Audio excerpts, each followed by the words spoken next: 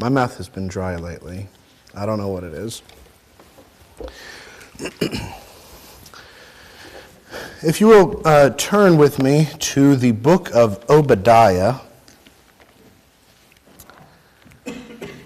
I'll give you a second. I know that might take a second.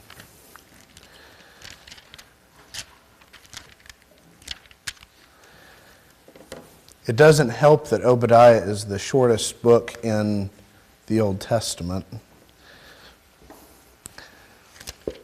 But if you can find Amos and Jonah, it's between them. So, Obadiah is, it's like I said, it's the shortest of the books of the Old Testament, and it is therefore the shortest of the minor prophets. Several of the minor prophets are not prophets to the nation of Israel, but actually prophets to other nations.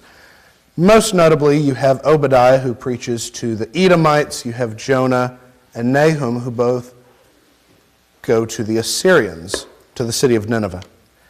But Obadiah writes a little closer to home. He writes to the Edomites, who are the basically the brothers of the Israelites.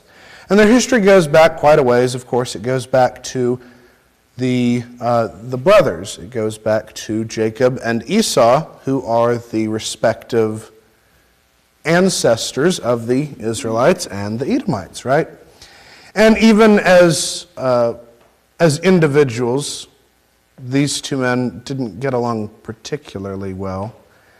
And Esau really has pretty good reason to not like his brother Judah.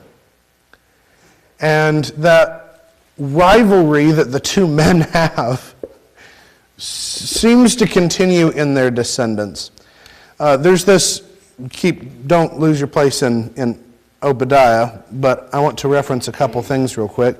In Numbers chapter 20, the Israelites are trying to make their way from Sinai up into the land of Canaan. They're making their travels, and they leave the city or the area of Kadesh. Numbers chapter 20, verse 14. From Kadesh, Moses then sent messengers to the king of Edom. Thus your brother Israel has said, you know all the hardship that's befallen us, how our fathers went down to Egypt, and we stayed in Egypt a long time. The Egyptians treated us and our fathers badly. And basically they ask them, can we go through your land? Because it's by far the quickest way. The Edomites position themselves on the east side of the Dead Sea, and they've got this nice rocky area where nothing lives and nothing grows. So, this part of Texas. So they live in this area out here, and there's really nothing going on. They're very well protected. So maybe it's a little further west of us where there's more mountains, right? That's where they position themselves. They live in these mountains and caves, and I don't know what they eat. There's not really a whole lot out there. But they live out there. It's the fastest way through. And Edom, however, said to him, verse 18, you shall not pass through us, lest I come out to meet you with the sword. So they say, no, respectfully, go around us or we'll kill you all. And this begins their feud as nations. Even so, when you get to Deuteronomy chapter 23, verse 7, Deuteronomy chapter 23, verse 7, the Israelites are instructed, you shall not abhor an Edomite, for he is your brother, and you shall not abhor an Egyptian, for you are a sojourner in his land. Now, the rationale there is tied to their family relationship. And obviously we read this, especially as Christians, we read this and we see, oh, he mentions the Egyptians there. He's making a point that it's not about how well you get along or how closely related you are to someone. We all share in humanity together, right? And we should have this kind of relationship together. Well, anyway, we come back to the book of Obadiah. And what Obadiah reveals to us is that the Edomites have done something, and we only know about it through the book of Obadiah. They've done something that has incurred God's wrath. They haven't done something directly against the nation of Judah, but what they have done is they have stood on the sidelines and taken joy in the evil that has befallen their brother. And you see here some of the language, and if you've been kind of looking through the text as I've been giving this background, you've probably already seen this. But they're condemned, first of all, for their arrogance. Verses 2 and 3, I will make you small among the nations. You are greatly despised. The arrogance of your heart has deceived you. You who dwell in the clefts of the cliff, in the height of your habitation, who says in his heart, who will bring me down to earth? Though you build loftily like the eagle, though you set your nest among the stars, from there I will bring you down. But we see really what has happened in verses 10 and following. Because of violence to your brother Jacob, you will be covered with shame, and you will be cut off forever. On the day that you stood aloof, notice this violence that they've done is not a violence of attack, but a violence in their attitude.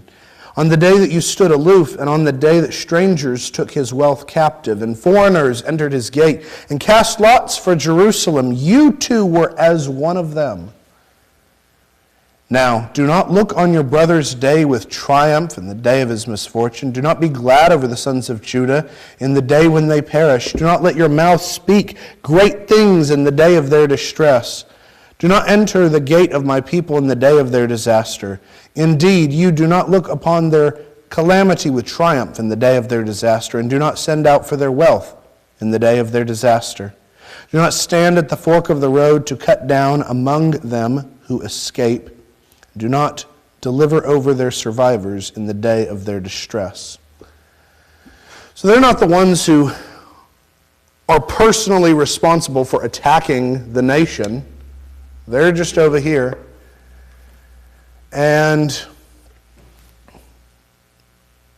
they're turning over the refugees who come to them back to Babylon. And they're trying, supposedly, they're trying to stay out of it. They're trying to stay neutral, but there's no neutrality here. They've clearly picked a side. They've clearly chosen against what is right. And so God basically says after this that they're all going to be punished for this. And that the Lord will triumph in the day of the Lord. This is the end of the book. The Lord will triumph in the day of the Lord when he comes to reign over his kingdom forever. Now what stands out to me here, Obadiah is very short. There's really not a whole lot going on here. That's it.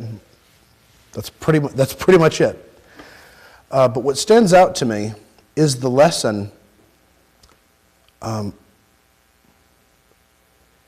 when we observe conflict, and here it's national level. I'm not even talking national level.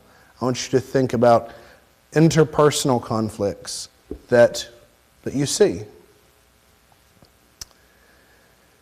The lesson that I see here from Obadiah is we understand it would be wrong for us to do something ill against our brother or sister, to be the instigator in the conflict. But what does it say about us, and how does God view us when we're the ones who just sit back and we watch for entertainment? Now, we might not say, this is very entertaining. But sometimes we do. I've seen this. I've seen where brothers in the church are fighting with each other, and people who really, they're not involved, and they just sit back and they say, wow, this is very interesting. this is almost fun to watch. Watching the drama, watching people say horrible things about each other. I've seen it. And, when you say it in the abstract like this, it sounds like, oh, well, I would never do that. That's horrible. What a horrible way to act. But I think this is kind of human nature. Like, we're entertained by things like this. We're entertained by fighting. That's just true. Humans are entertained by fighting. If we weren't, we wouldn't enjoy sports as much as we do. Boxing wouldn't be a thing. MMA wouldn't be a thing, right? We wouldn't care about those things if we didn't enjoy watching conflict in some setting, even if it's artificial and we know that everyone is being safe and careful. We are entertained by these things. And this attitude stands diametrically opposed to Jesus' call to be peacemakers. He does not simply call us to not be the instigators, to stay out of conflict when it isn't our business. That's fine. Yes, don't make things worse. Don't jump in and throw sand to participate in some feeble way. But rather, we're called to do the work of a peacemaker. And I know I don't need to read this, but I'm going to read it anyway. Matthew chapter 5, verse 9. Blessed are the peacemakers, for they shall be called sons of God. Why are they called sons of God? Because they act like God. Because that's what God does. That is the work of Christ. The work of Christ is in making peace. Ephesians chapter 2. Making peace between those who previously had conflict among us and between us and God. And when we take a look at Obadiah, the Edomites they're certainly not peacemakers. And it's not clear exactly how much participation they have, how involved they're getting. We just don't have any other record of what's going on here.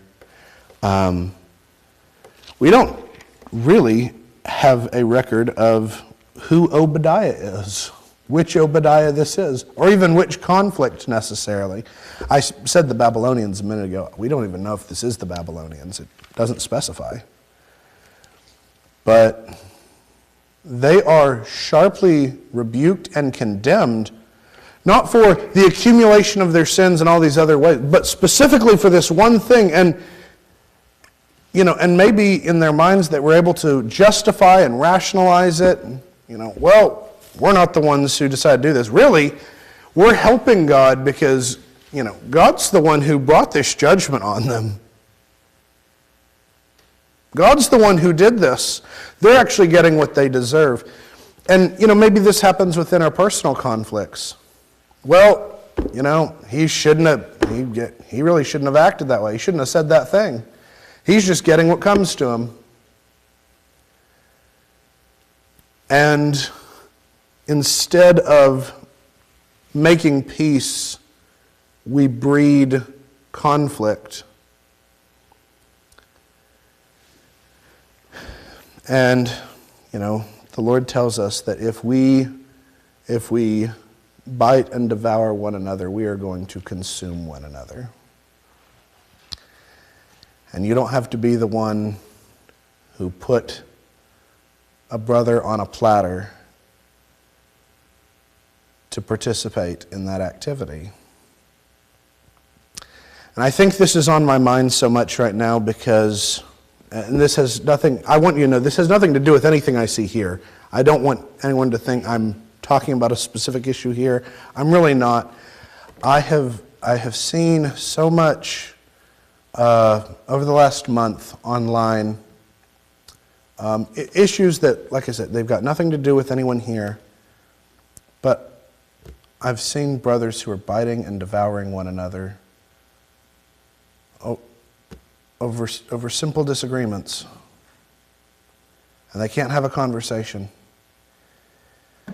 And people not just standing on the sidelines trying to do nothing, but people rejoicing over the conflict that's taking place. And people getting excited that it's happening. And it makes me very upset to see that. I don't see any of you doing that. Maybe none of you know what I'm talking about at all. I hope you don't. I hope you don't find out. But I want to remind you of these things because it happens. These things happen, and I don't know why. But it really hurts me. It really hurts me to see this. And I truly wish that we could have the kind of fellowship and unity that we've been, we talked about very recently. That means a lot to the Lord, and I think it should mean a lot to us as well. That's the whole point of becoming peacemakers, is that we are the kind of people who build bridges and create unity. Not by violating what God says about not having fellowship with darkness, but through conversation, through prayer, mediation, the kind of things that make for peace. We are to pursue peace as far as it is in our power. We are to not respond to evil with more evil, but rather to respond to evil with good. And that's almost impossible in the moment, right? No one wants to do that. Well, that really hurt my feelings. Big, strong men don't like to say things hurt their feelings, but you can tell. That hurt my feelings. I'm sad now. And so I'm gonna hit back harder. And I just want to encourage you all not to act that way, not to live that way, but instead to pursue the things that make for peace, as the Lord has asked of us. I know, like I said, there's not a whole lot going on in Obadiah. It's really just one very simple lesson.